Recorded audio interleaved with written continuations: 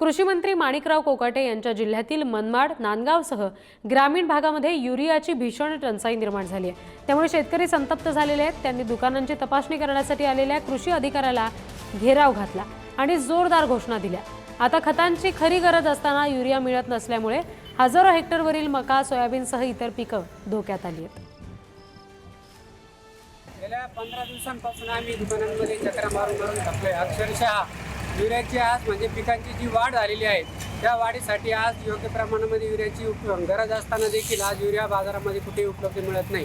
प्रत्येक दुकानामध्ये गेल्यानंतर युरियाचा स्टॉक नाही असं म्हणून कारण सांगितलं जातं। ज्यांच्याकडे आहे तो देखील उच्च दराने किंवा त्या रेटपेक्षा अधिक दराने विकून किंवा त्याच्यासोबत इतर खते घेऊन सुद्धा आम्हाला युरियाचा उपलब्ध साठा असा उपलब्ध करून दिल्यानंतर तरी शासनाला एक विनंती राहील की आम्हाला योग्य वेळी युरियाचा साठा उपलब्ध करून द्यावा। युरियाची डिमांड सध्याच्या स्थितीला अधिक आहे। त्या बाबतीत बफर स्टॉकमधून स्टॉक रिलीज करण्याची पण मागणी केलेली आहे आणि आता येत्या 2 दिवसात रॅक लागणार आहे युरियाची आणि आवश्यकतेनुसार सर्व शेतकऱ्यांना युरिया उपलब्ध होईल। लिंकिंगच्या समस्यांवर आता कृषी केंद्र संबंधितांना सक्त सूचना देण्यात आलेल्या आहे। तरी जर कोणा शेतकऱ्यांना या बाबतीत लिंकिंगसाठी फोर्स होत असेल तर त्यांनी लेखी तक्रार तात्काळ कृषी अधिकारी कार्यालयात द्यावी।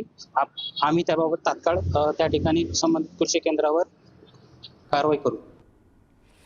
तर युरिया अभावी आता पिकं धोक्यात आलेली आहेत आणि आता खरी गरज आहे पिकांना युरियाची आणि अशात ही संकट असणारी परिस्थिती निर्माण झाल्यामुळे शेतकरी संतप्त आहेत।